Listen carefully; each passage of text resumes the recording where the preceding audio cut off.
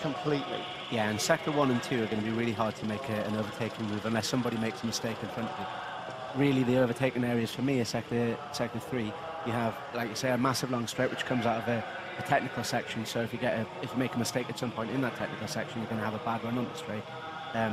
Turn 15, that also sets you up for a good overtaking opportunity down into turn 1 as you come across the line. And turn 1, turn 2, that's again two more opportunities.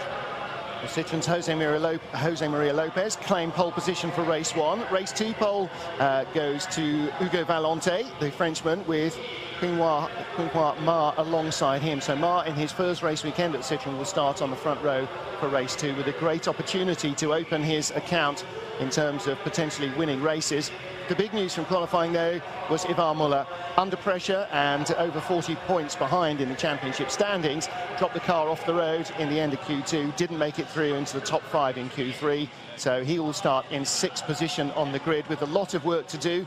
His 2 teammates, Sebastian Loeb, a row in front of him. There you can see the number 9 car of Loeb, and Jose Maria Lopez on pole position. And Lopez, 5 points more added to his advantage over Muller yesterday in qualifying. He got 5 points for pole. Muller got nothing for 6th position, so it went from 41 to 46 points behind.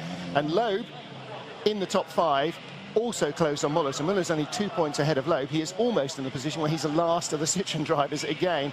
And that's a massive pressure for him because he's now got, after this, 12 more races, and he's going to end up basically a full race weekend apart. He has got to outscore Lopez now for every race for the rest of the season just to stand a chance of being in the championship frame.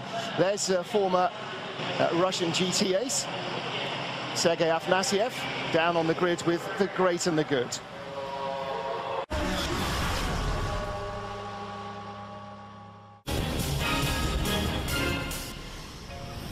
Yokohama, your tire. Yokohama, your tire. Well, with the cars bathed in bright sunshine here at Moscow, temperature already in the mid to high 20s. There is a decent chance of big thunderstorms coming in later on this afternoon. From our position high above the circuit, we can see lots of fluffy white clouds, but not the big black heavy skies that we saw that preceded yesterday's pre-qualifying downpour. Hugo Valente here in 10th place on the race 1 grid, and that means pole position for race 2. Very amiable young Frenchman, also very quick, but I wonder how he'll respond to the pressure of having a Citroen alongside him and the whole of the rest of the field in his mirrors for the start of race 2. Yeah, Valente is no stranger to running at the front of races he's done in the past, but World Touring Car level, the first time he run at the front of this kind of standard, he'll find himself up there and think, oh God, who's in front of me, who do I follow? And it's a really tough act to follow when you're the guy having to set the pace and you've got all these guys, the best in the world, snapping at your heels. Well, this is Quinqua Ma, the Chinese youngster. Hasn't raced in 18 months, but he has the first of his Citroen performances here this weekend. He'll race also in Spa in a fortnight's time. That's our last European race. And then he will race at all 3 Chinese venues as well, because the race in Sonoma, California has been cancelled because of logistical reasons. I understand there's a major problem with the Panama Canal. And of course, the cars are due to go there from Argentina, which will be the race after Spa. So we understand that there will be 2 mainland China races. Japan at Suzuka on the full Grand Prix circuit, which is going to be almost as epic as Spa itself, and then the final in Macau, of course, which is again part of China. It's an independent financial area outside Chinese normal government rules, but it is still a Chinese race. So Ma racing 3 times in his native land, if you like, for Citroen, which is good news for them. It's their biggest export market. We're looking at Norbert Mikulits in his Zengo Motorsport Honda, and alongside him here, Mehdi Benani in his Honda. We caught up with him yesterday, Harry, to talk about the difference. He started in front-wheel drive touring cars, Renault Clios and so on, and then he had 2 years in the BMW. The second year, he really looked like he was getting on top of it, really understood it well. I said, has it been hard to transfer back to front-wheel drive? He said, no, it's great. I'm home. Yeah, and he did really well towards the end of last year, and he's always showed flashes of brilliance. Last year he was pretty impressive, and this year he seems to be getting on really well with the Honda. And yesterday's a perfect example. Qualifying ahead of Mikulits. I can't remember anyway the last time that he ever did that.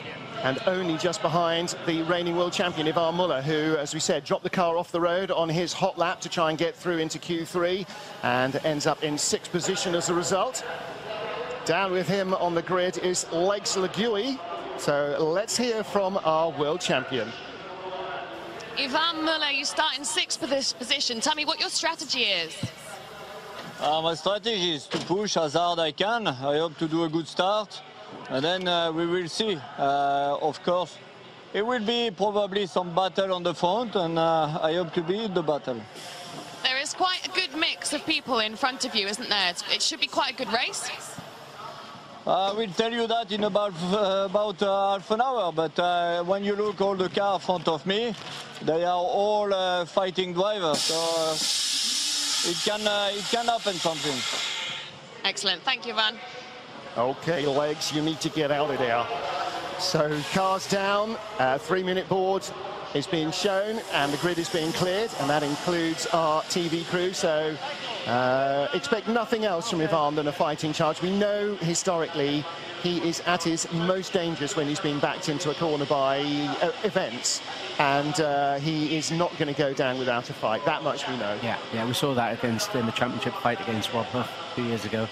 He looked like a beaten man till about halfway through the season, and all of a sudden reared his head, and from there on in he kind of fought his way back into the final round with still in contention with a chance of winning the championship. So he's far from written off, although he does have a steep hill to climb. But if anyone can climb that hill, I guess it's Ivan. You know, he's probably the best guy who's ever raced in a World Touring Car Championship, and you know, he's definitely in the best car, so definitely don't write them off. Well, he starts a row behind Sebastian Loeb, who lines up in 4th position. Great qualifying lap from Loeb. Again, got into Q3. You know, he's had pole position and wins already this season, and there's absolutely no question that this guy is the real deal in a racing car as well as in a rally car. Well, we're not going to get a chance to talk to Gabriele Tarquini. Alex went down there, but the door's already shut. He's on the front row of the grid. This is his teammate Tiago Monteiro, who lines up in 3rd, and for a long moment it looked as though Honda might get a 1-2. Tiago was top of the pile, Gabriele then went quicker than him, and in the end they were both pit by a Citroen. But great performance. Well, let's hear from Tiago.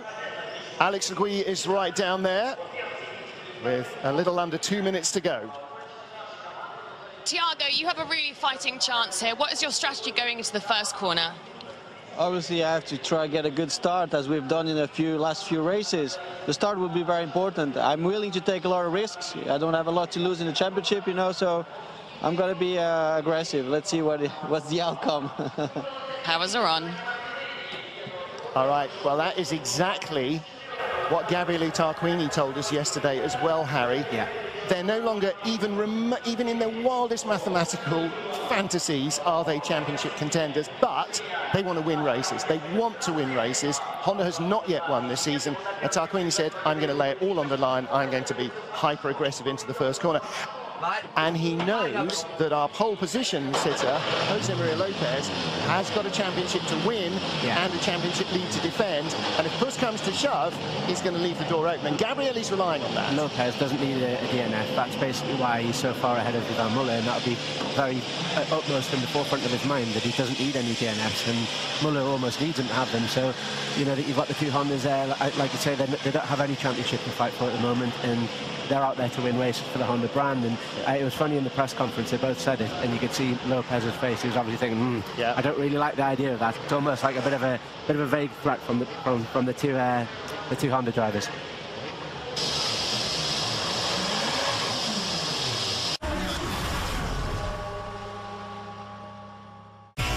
Where performance matters, you'll find Total Quartz. Where performance matters, you'll find Total Quartz.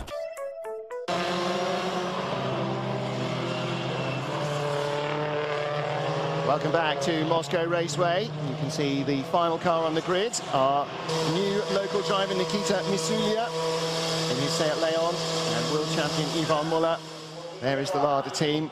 Well, for a while, it looked as though we might get 2, maybe 3 Ladas, 3 into Q2. But in the end, they were just bounced out by recovering Chevrolets. Jose Maria Lopez, our pole man, bringing the Citroen to the grid. There is the flag of Argentina. on his tyre trolley and on the window of his Chevrolet, of his Citroen, beg your pardon. And behind Thiago Monteiro, the two red, white and green Castrol Hondas, second and third on the grid. Gabriele Tarquini, Thiago Monteiro, fourth Sebastian Loeb. So Citroen, Honda, Honda, Citroen, and the man on pole with the most to lose. Now, does he go hard into the first corner and try and snatch the lead using his pole advantage? He has to. He can't afford not to. He's got the two Hondas which don't have anything to lose, but he's also got Muller, who he can't afford to get him beaten by either. Green flag waves at the back of the grid. The red lights are on for the first race in Moscow, and away they go. The fastest starter in World Touring cars is on the inside. Gabriele Tarquini is alongside already and will take the lead into the first corner. Lopez goes a long way around the outside. He's got to give himself room, and driving around the outside seems to be working. He used a little bit of runoff, bit of confusion behind, no damage done as Hugo Valente comes back on. But Tarquini is the single best man away from the standing start. He's in second. Muller looks like he's got through into third, or was that Loeb? It was Loeb into third, ahead of Monteiro as we ride with Muller. So Lopez got what he needed. He got the lead and he got the Hondas in front of his team rivals. Perfect start and a brave move around the outside there as well, and he had to do that. You know, he couldn't afford to just give up and let them drive away. The first of the Larders has bombed through past Dusan Borkovic. That's Rob Huff on the attack from 13th up to 12th. And there you can see the problem for Ivan Muller. Not only is he behind Lopez, not only is he behind Loeb, but he's got the two Hondas in front of him as well. And he's got Tom Chilton right behind aggressively. And there you can see Rob Huff again behind the yellow car. Hugo Vallon down the inside, using the tiny Larders size to sneak up inside Valente, who drops a spot. Because he knows in the yellow and white car he's starting race 2 from pole. Avoid damage, because there's no time between the two races. They're back to back here. If you get damaged in race 1, you lose pole in race 2 perhaps. Absolutely. Huff's on a bit of a charge there. He's got on the back of that leading pack there, so yeah, great effort for the Larder. Lopez leads, Tarquini second, Loeb third, Muller having a look inside Monteiro, who is not going to give that position up. Muller is going to have to grab it with both hands. Monteiro in deep. What's Muller got down the front straight? It's not a long enough straight to really use a slipstream. Further back you can see Mehdi Benani defending against Tom Coronel. And that's Benani in 9th, Coronel in 10th. Well, Lopez's major point of drama, Harry, the first corner at the start, he's dealt with that, he's got it behind him now, head down and charging, 16 laps, checkered flag, maximum point score, that's all he can think about. Yeah, he qualified absolutely stunningly yesterday, perfect job done, and that what he did at the first corner there, he had to be brave, and he was. We saw him come across from the outside, he squeezed Gabriele, but not too much, and he managed to hold it right around the outside, and fair play if he does manage to hold on and take the win.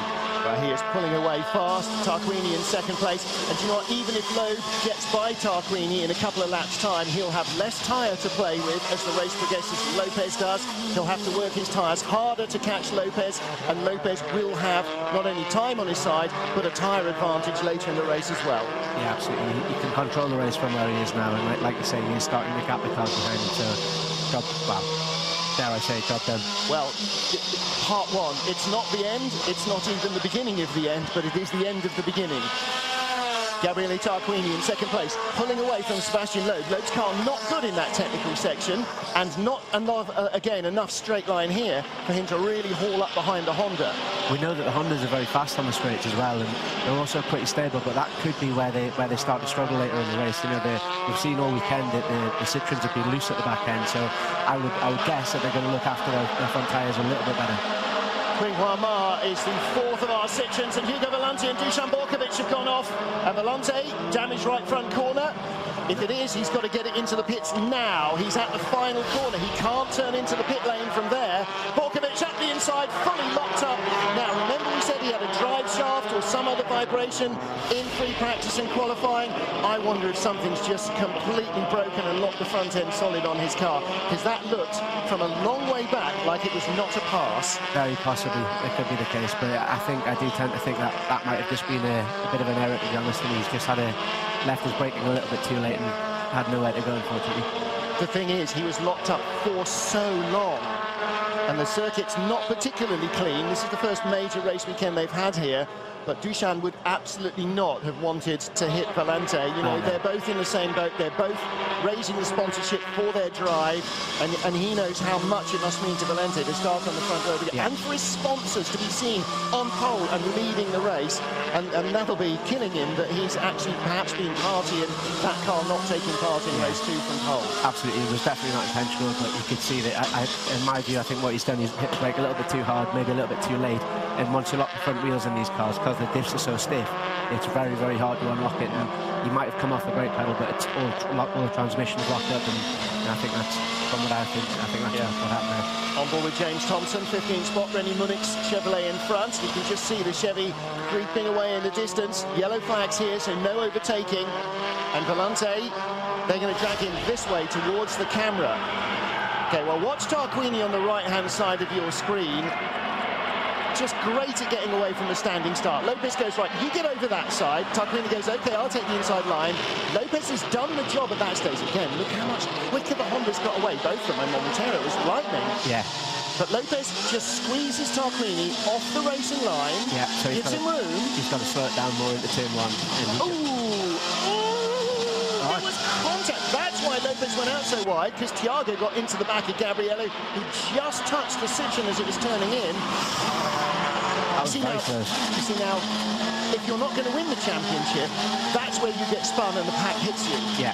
And those little breaks that are not of your making, those little breaks, if that was Ivan, he'd have been caught by somebody else. This year, other years not, but this year he would have. And there again, Dusan Borkovic.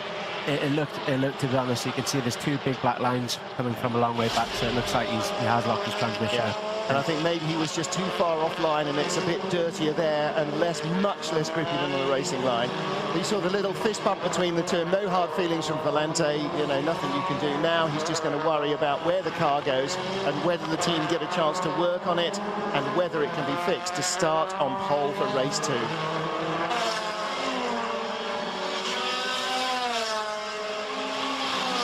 Green flag at the end of the straight now. There is Jose Maria Lopez, your race leader.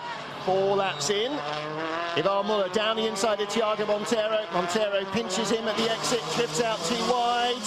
Doors wide open for Muller. He comes back on as well. And Montero a long way back down, but Chilton has got by, so Muller is now not behind the Honda. He's in the same position behind Tom Chilton. Rats, that didn't work for him again. And again, Harry, things that are not of your own making, well, that kind of was. Thiago Montero battling with Norbert Michelic and Tom Coronel. The Hondas, as you suggested might be the case, are giving up speed very early. Even Rob Huffer's in that queue now. I wonder if Montero has a problem there. That looked a little bit of a strange off there. You know, he kind of ran. It looked like he might have outbraked himself slightly, but he seemed to be off the circuit for a long, long time. Yeah, he went a long way off, didn't he? And don't forget, he had that tap at the beginning in the back of Gabrielli's car. Don't think that would have damaged steering or braking. Gabrielli, with that little front end biff onto the Citroen, was more likely to be in trouble. With Mikhail Kovslowski there, 13th spot for him. And there's Thiago Montero. Montero, well, just not really the brakes he wanted here. He was hoping to get on the podium. He's down in 7th. Montero, Michelic, Coronel, Huff, Binani, Morbidelli. That's the queue you're looking at there. And they are all bunched up now, aren't they? Yeah. I mean, you can see Lopez just set his fastest lap, but looking at the previous lap, Lopez is lapping, you know, sort of the best part of half a second faster than Tarquini, lap on lap. Yeah. There's a lot left in that, where at the start of the race we could see the Honda sticking with him a little bit.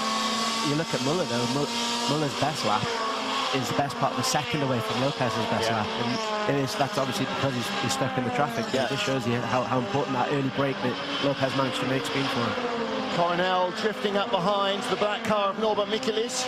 That's the battle for 8th place. There it is. And Michelic keeps his nose in front. Coronel very disappointed not to make it through into Q2.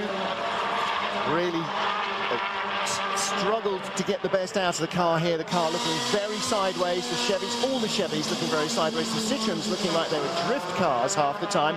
The only one who seemed to be able to keep it under control was Jose Maria Lopez, and that's why he was 9/10 or something quicker than his teammates, a quarter of a second quicker than either of the Hondas that were second and third in qualifying. You can hear of the tyres scrubbing there as the big fat slicks scrabble for grip. No help from the aero. It's all mechanical at that stage, and they're sort of scrubbing across the track.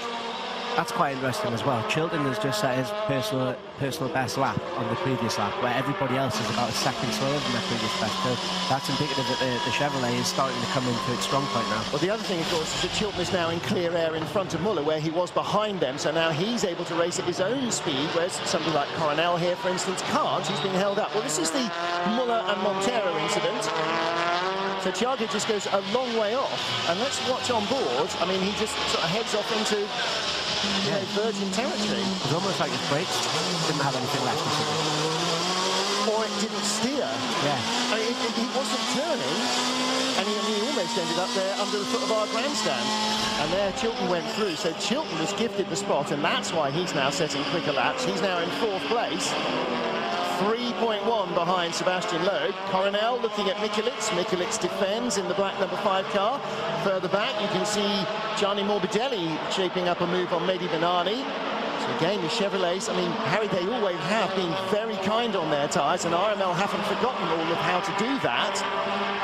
So it looks again as though on this low grip but high abrasion surface, they are nursing their tyres well. Yeah, definitely. And it obviously, like you say, he is in clear air, which helps, but you know, against everybody else who is also in clear air, he's still setting personal best. Again, he's beat his personal best again on the previous lap, where most others, other than Mar and the Citroen behind him, but maybe he's getting towed along a little bit by him.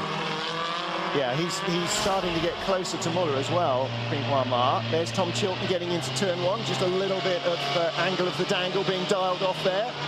Again, able to keep Muller behind. Teammates, of course, last year at RML Chevrolet. And this year, rivals. The RML boys, we were having long chats with them yesterday about how they've built the cars up and how much they've carried over from last year's car, and essentially as much as humanly possible was the answer, which has always been the RML way. You know, when they changed from the Rossetti to the Cruise, all the grubby bits stayed the same for the first season, and then they developed that once they'd got the aero and the body and everything else working the way they wanted. It's a classic case of don't fix what doesn't need fixing, I guess. You know, use the bits that you know work and then develop the new bits on top of that, and then, you know, if that then means that you have to redevelop the new other bits, as the suspension and the gun bits, and you can do that at a later date when you have a clear package underneath you. Our race leader, Jose Maria Lopez, 2 seconds ahead of Gabriele Tarquini. Coronel, massive moment there as he tries to twitch it into the corner, still trail braking all the way in, but throwing it in sideways has worked. That was a mega move. Yeah, I mean, that was a rally-style pass, wasn't he? That was a motorcycle. It backs it in, and he's facing in the right direction, just drills it, and he's got the traction there. And again, that shows how good the traction is on the Chevy. Yeah, that little bit of sideways has meant he's been able to get on full throttle a little bit sooner, which is how he managed to outdrag him. And the angle that it was at managed to line him up perfectly for coming off the corner and getting up the inside of Mitchells. But yeah, it looked great. Driving it like his old BMW, as we just saw our TC2 leader, who's Franz Engsler ahead of Pasquale Di Sabatino.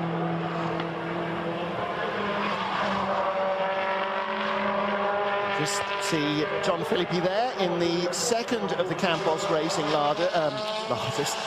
Leons, and in fact he's been passed by Nikita Misiulia, the new Russian driver. So I'm not sure, I'm assuming that Nikita must have raced here in Russian touring cars before, and John Philippi doesn't know the track, but that's a good performance to come into a car you're not familiar with in an all-Spanish team, and for the young Russian to be out-racing Philippi, who's been in the car since the beginning of the season.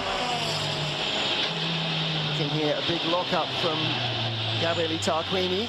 Sebastian Loeb drifting out there as well, though, way out towards the fringes of the track, and out there, Harry, lies the grey stuff and the lack of traction. Here's that move again. Look, you can just see him turning it in on opposite lock, and there he was just on throttle so much sooner. Mitrovic is mid-understeer, struggling to get on full throttle, and Coronel was just able to bang his foot down. And well, there you go. You know, maybe that's the race setup you need now on a Chevrolet, something that's really loose, and back it into the corners. You know, if you've got a tighter corner like that, back it in, get it lined up straight for the exit. You know, apex is all very well, but only if you've really got the grip for the car. You know, chucking it in like that really works. It's proper MotoGP stuff. Yeah, it was, isn't it? Excellent. Can't wait to see that at Spa at the bus stop. Lopez leads. Tarquini and Loeb you saw battling for second and third. Chilton and Muller fourth and fifth. And at this rate of progress, Ivan has gone from 6th on the grid to 5th in 8 laps. So half the race he's made up one spot. He's not going much further up the order, is he? Even if he gets by Tom Chilton, even if he forces the mistake and Chilton runs wide and Muller snaffles by, he's going to get to Loeb, maybe, but he's not going to pass him. And just after I praised him, Nikita Misiulia gets it wrong the very next lap and parks it hard in the barriers. And I think that's the run up to turn... Oh, is that... Yeah, no, it's not. Is that the final corner? Yeah, It's the final corner, turn 15. So yellow flags are out again at the end of the long straight. So that means no overtaking. So Coronel did the move on Montero, on Mikulic rather, at the right time. Got by him. That's a shame, because that is a good overtaking opportunity, which is now going to be gone. We saw that last year when we had the incident at turn 1, that's turn 15, yeah. So yeah. But yeah, that is a great overtaking opportunity, which is now being rubbed away. Yellow flags out at turn 15 as Jose Maria Lopez circumnavigates it for the 9th time. Heading on to lap 10 of 16 here. Looking well in control. 2.9 seconds now ahead of the Tarquini-Loeb battle. And again, it's important for Lopez not just to win, but for Tarquini and here Chilton to hold off his teammates as Muller looks to the inside.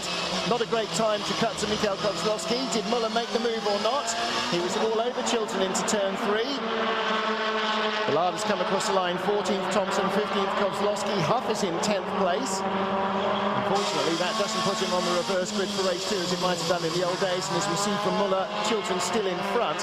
And that turn 3, that long sweeping right-hander, Harry, it's a really tantalising place to try and have a lunge as the driver in front uses the wide racing line. Yeah, there's one line through there, but by being on the racing line, it kind of opens the door, so it does open a bit of an opportunity for someone to dive up the inside. And if they do, then if you're on the right line, you can't come back across because their car's in the way. So it can be a good place to sneak a little opportunity, which is what we saw Muller doing there. But what it means is that the car that's being chased has to hug the inside of the corner rather than using the ideal line. That makes both of them slow, and that's why the 2nd, 3rd and the 4th, 5th battles are both dropping away so quickly from Jose Maria Lopez. It's not that the cars aren't as quick, it's that he's using the ideal racing line, straightening out the corners as much as possible, getting on the power as early as possible. When you're defending, as Tiago Montero in 2nd in that red, white and green Honda and the black and white Chevy of Tom Chilton are, you can't use all the roads. You've got to think about keeping the guy behind, makes you slower. Yeah, you're right, and by doing that, obviously it compromises your exit into the next corner, which is, it's not just one corner it affects you on, it's probably 3 or 4, so you're exactly right there. Down into turn 1 with Sebastian Loeb, hard on the brakes, trying to find a way past Gabriele Tarquini. Well, good luck with that, because that is one of the toughest jobs in World Touring cars, is getting by Tarquini when he doesn't want to let you by. I was going to say when you're not his teammate, but in fact, sometimes when you're his teammate, it's not an easy job either. He sort of has the Sebastian Vettel approach to team orders. He's quicker than you. Well, let him come by then. Yeah, okay, thanks. Yellow flags out at the final corner. And they will hopefully rescue Nikita Misiulia's car in the next couple of moments. Hugo Volante and Dusan Morkovic already down there after colliding earlier in the race. So it's becoming a bit of a burial ground for dead cars. You can see them struggling for grip there with the onboard cameras. You can hear them getting on and off the throttle and having to really play with the throttle to get the car to turn in and to carry on pulling through the centre of the corner. The actual lap time drop off's about a second lap for everybody on the grid now, bar Coronel, who's obviously in pure air and hasn't been previously. Well, the slowest man last lap was in the top 10.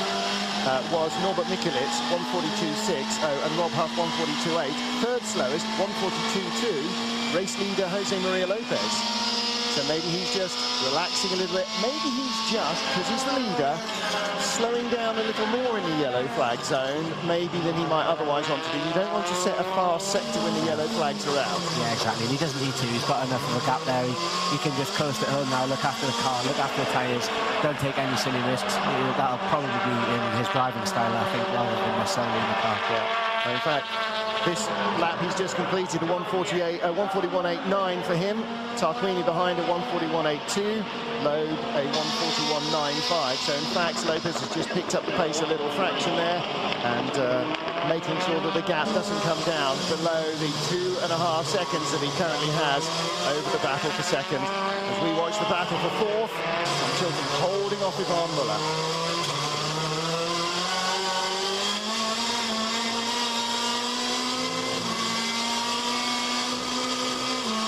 Really interesting onboard there with Ivan. You heard him get on the throttle and you heard the electronics modulating the engine note because it was trying to spin the wheels up. And this is one of the things that we think Citroën have got a real advantage with this year, apart from having 12 months of testing to refine the car. So even if it's empirically no better, they understand it better and it's finer tuned. But of course, coming from rallying where traction is everything. Yeah. Again, you can hear it modulating the throttle. Even though probably the driver's got his foot buried, the electronics are just making sure there's not too much wheel spin, you're not damaging your tyres. It's all the drivability. It's so important as to how the turbo comes in. And as we know, these cars have got several dials on the steering wheel, which allow them to back off and retard ignition and boost, ultimate boost, and where the boost comes in. And it's like traction control, if you like, but it's not allowed to core traction control. Dusan Borkovic's car is coming back on pit road, and that's got to be hopeful for Hugo Valente that he will get a chance to come in as well. His car is not with the team yet, but they need it back so they can try and make sure it's ready for race 2.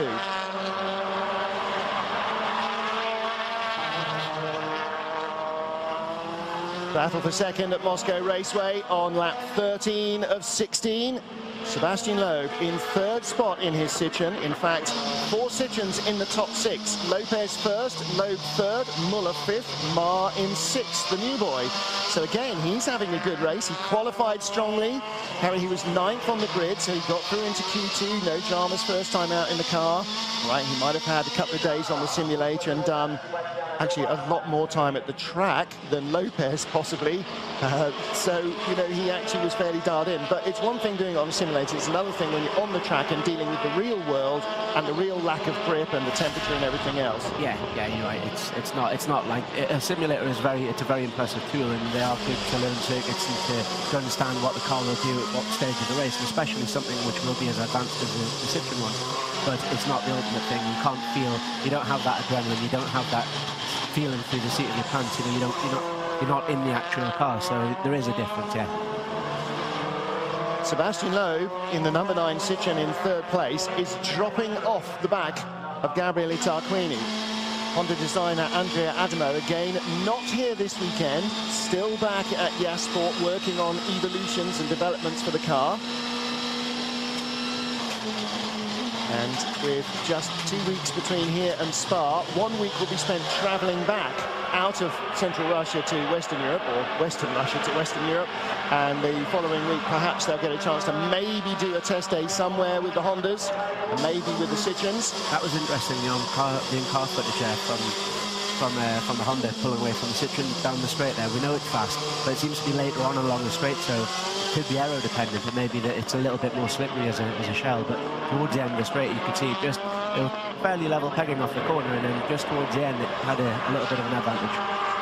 Also interested to see the way that Ivan Muller is not quite all over Tom Chilton anymore. Maybe he's giving his tyres a lap or two of a breather before having one final assault. But it does seem that the Chevrolet is coming stronger in the race as the Citroën is fading. Yeah, as does the Honda, and the Chevys seem to be holding their own against the Citroën on race pace. But over the ultimate lap, obviously, we've seen the Citroën's been absolutely stunning. Yeah, Citroën can certainly produce the goods, and there's no question that their driver talent is right up there as well. Looking here at the battle, just around the 10th place mark. Mikulits in 10th, and then Huff in 11th, Benani in 12th, the other red, white and green Honda. Gianni Morbidelli we were riding on board with in 12th place ahead of René Munich, his teammate, in 13th. And still, Tarquini ahead of Loeb. The gap was down to 0.3, 0.2. It's now out to 0.5 of a second. And Harry, we say, oh, that gap's growing. We're talking, 0.2 of a second. It's about as long as it takes to change a normal manual road car from 3rd to 4th gear. Yeah. It's a tiny blink of an eye, but it does mean that Loeb is still not able to get up that straight or down this one into a position to attack the Honda. He's looking pretty racy on the brakes though, Loeb, isn't he? Hard to tell. Only one lap left. I don't see it coming myself, but he's certainly all over the back of him. It's going to take a mistake, I think, from Tarquini, which we don't often see. Yeah, and again, Muller, you know, Tom Chilton held him off in identical cars last year, so he knows that it is possible to hold Muller off. You've just got to be on the right track and put your car in the right place, and Muller, on lap 15 of 16, is looking ever more anxious to get by. Yeah, he's looking racy, isn't he? But he can't afford to hit Tom and get a grid penalty, which we saw last year as well on occasion. Well, this is round 11. We've only actually had 9 races out of what should have been 10. Ivan's already got 3 zeros out of 9 starts. If he racks up another 0 before the end of the championship in Macau in November, there's not surely the earthly chance that he can win the title. I mean, he really is up against it in a way that we have never experienced before. Franz Engstler leading from Pasquale Di Sabatino in the TC2 class, and this, of course, is for the 1.6 turbo cars from last year's touring cars. And there is John Philippi in 3rd spot. The Frenchman was having a battle with his garage partner, Nikita Misiulia of Russia, before Misiulia threw it off from 3rd place. Will Muller have a go here? Look. Well, let's have a look. Chilton's defending. He's covering the inside now. Is Muller forcing him to do that as he sold him the dummy so he can cut back on the inside? Chilton's got to park it there to stop Muller getting the run up the inside. But still, look at the traction from the Citroen. Yeah, look at the grunt. He's pulled alongside. He's got the grippy racing line, and still Tom gets the door shut. He's done it. Muller's leaving him offline, and through he goes, 4th place. Well, he needed to force that, didn't he? But he needed to force it without contact. A really well-worked move as well. He lined that up 3 corners in advance before the overtake actually took place, and Tom's driven really well to hold him back that long, but yeah, I think it was coming. Well, when he forced him to the driver's left into corner 15 onto the straight, that was where Tom was committed to closing the door on the inside, and he was always then going to be battling against Muller, who had his head up. And Muller knew the move he wanted, and he forced the counter from Tom Chilton that allowed him then to carry out the rest of the plan. It's like a game of chess, you know, you move your queen to there, he must counter it or it's check, and that then allows you to move the rest of your pieces. And Muller used the next 3 corners exactly as I'm sure he had in his head. Yeah, he sold him the dummy, didn't he, and didn't actually take the move, but then that compromised him for the next corner, which then had an effect on the next corner, and as we saw, the following corner he made the pass. Lopez still leading, 3.1 seconds clear from Tarquini, clinging to 2nd place. Loeb in 3rd. Well, Tarquini didn't get pole here, didn't have a Honda 1-2 on the grid. I mean, it was only Lopez that could stop them. Loeb and Muller didn't. But Lopez has done his job in qualifying and in the race. Tarquini will take 2nd, but it's a runaway win for Jose Maria Lopez. Guarded his line at the start and shut Tarquini out and takes victory here. So a big win for Jose Maria Lopez. He knew he was under pressure mentally as well as physically. It is win number 4 of his World Touring Car career. Tarquini 2nd, Loeb in 3rd, Ivar Muller takes 4th place. Vital points perhaps for the end of the season ahead of Tom Chilton. And as they race to the line, Rob Huff defending, Rob Huff ahead of Mehdi Benani, defending 10th place. But Lopez did exactly what he needed to do. So Citroen 1, 3, 4 and 6. That's quite impressive from 4 cars on the grid, all 4 in the top half dozen. Yeah.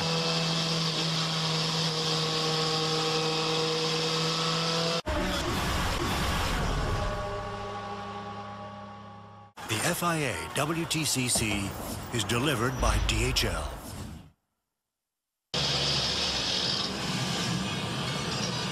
Jose Maria Lopez, 4th time a race winner in the World Touring Car Championship, and he has not even competed in half a season yet.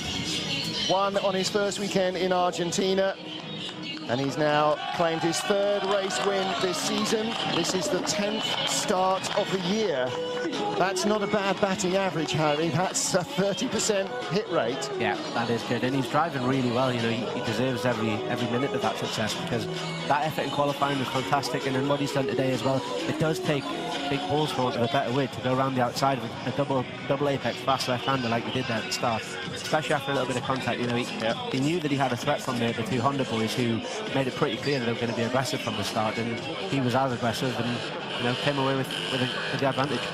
Well, there is Hugo Valente's car coming back on the flatbed, and not before time either. It's got to come in. It's coming the wrong way up the pit road, so it's got to go to the Campos team. Quite a lot of rear suspension damage there by the look of things. I'd be surprised if it knew that in 15 minutes. That's really tough. And if they start working before the 15 minutes, then he drops to the back of the grid anyway. So it's damned if you do, damned if you don't. So Pachito, Jose Maria Lopez, getting his helmet off. Alex Legui is down there. Legs Legui. Let's hear from her in a moment. There's Gabriele, looking pretty happy.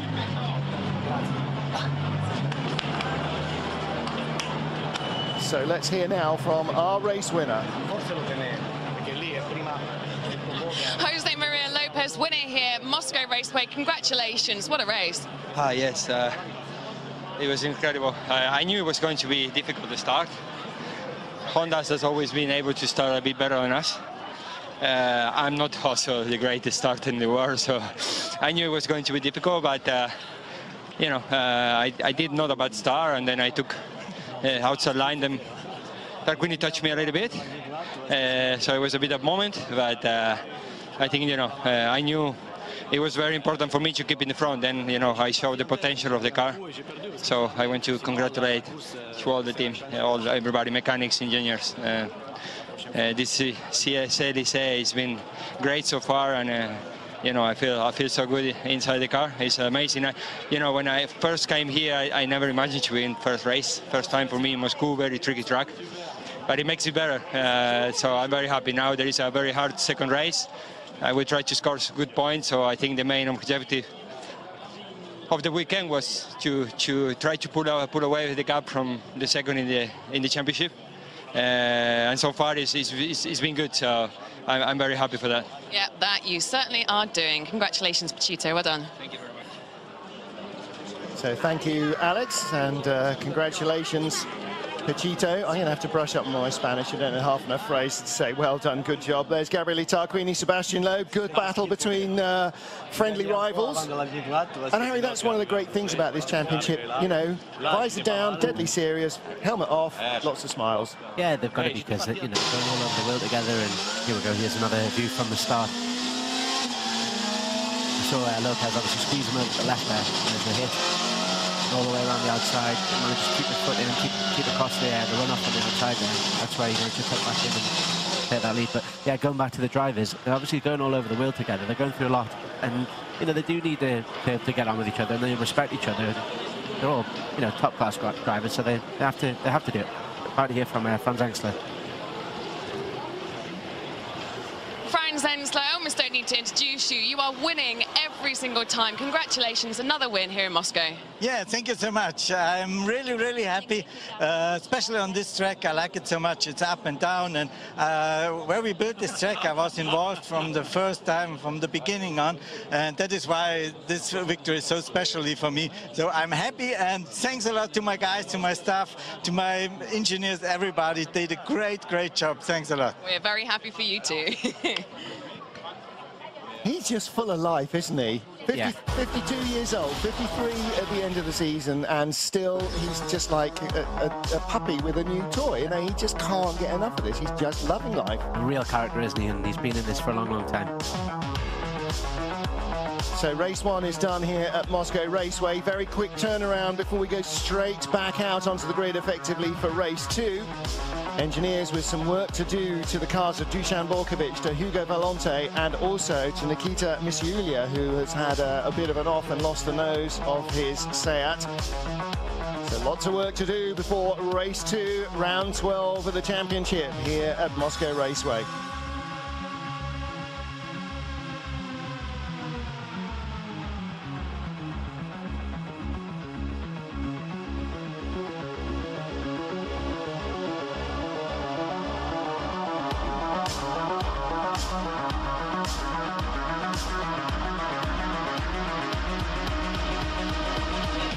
Race of Russia here at Moscow Raceway. Third place man Sébastien Loeb of France for Total Citroën Racing.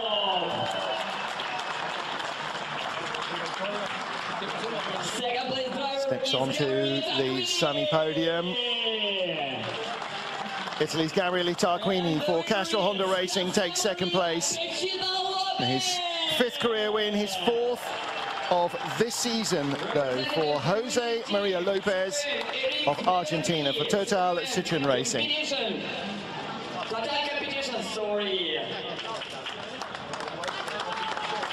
And the winner of the Yokohama Trophy is Franz Engstler. And Franz Engstler, our winning Yokohama Trophy driver for Liqui Team Engstler. Let's hear the anthem of our winning driver.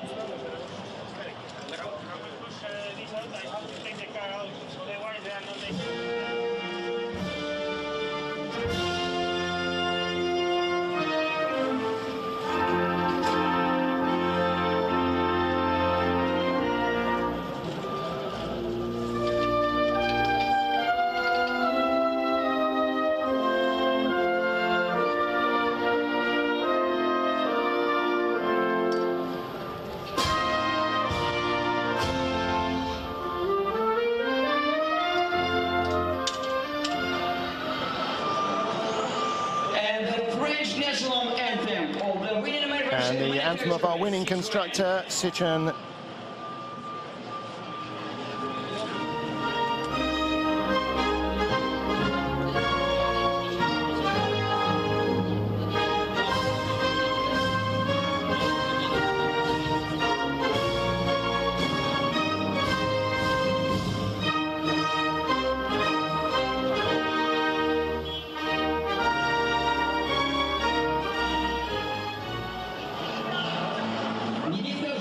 So our winning constructor, Total Citroën Racing, our winning driver, Jose Maria Lopez. I said a little earlier that that was his 3rd race win. It's not, it's his 4th race win of the season.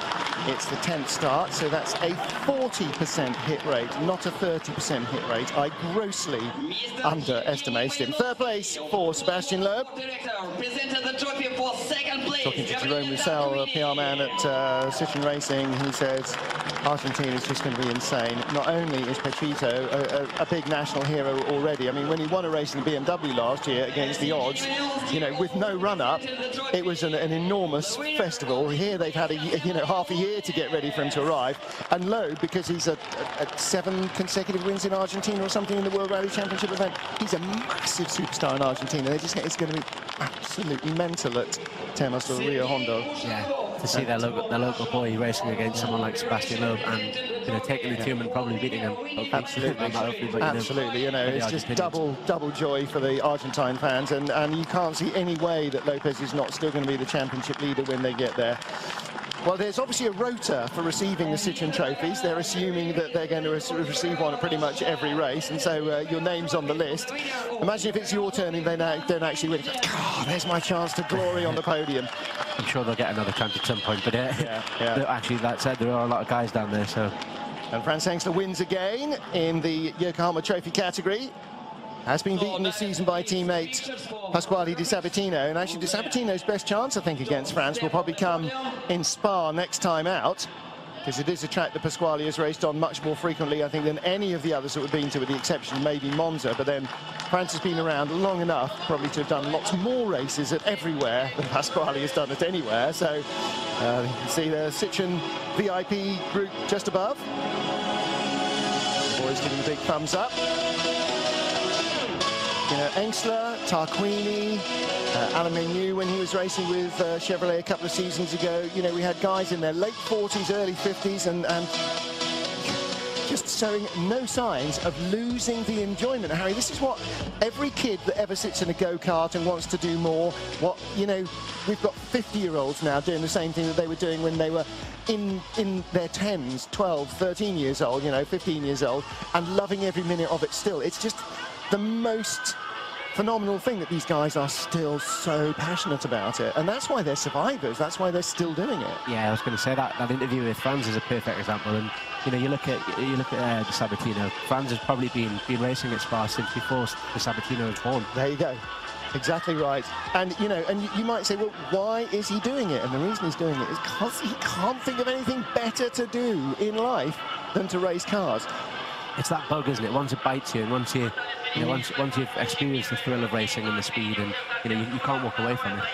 And no matter how many times you get kicked in the teeth by the frustration, still that moment, just the exhilaration of driving the car is enough. Lopez leads the championship now with 200 points and a full race weekend, including pole position and both race wins, ahead of the man who's now second in the championship, Sebastian Loeb, who has moved a point ahead of Ivan Muller. So he's 58 and 59 points. The maximum you can score from a weekend, if you win everything there is to win, is 55. He can basically take Spa off, and still in Argentina, he'll be the championship leader. Yeah. I mean, that's insane. We are at the halfway point of the championship. He's got a full weekend in hand. He's got two massive disasters tucked away. He's got two get-out-of-jail cars. I mean, the confidence and the self-assurance that is going to give him as he continues to creep away is going to be massive. You can see Alex down there beside Hugo Valente's car. We're going to try and find out what the deal is there. They're trying to decide whether it is worth working on the car.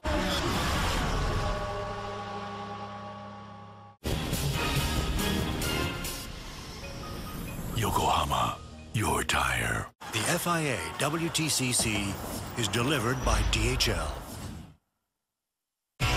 Where performance matters, you'll find Total Quartz.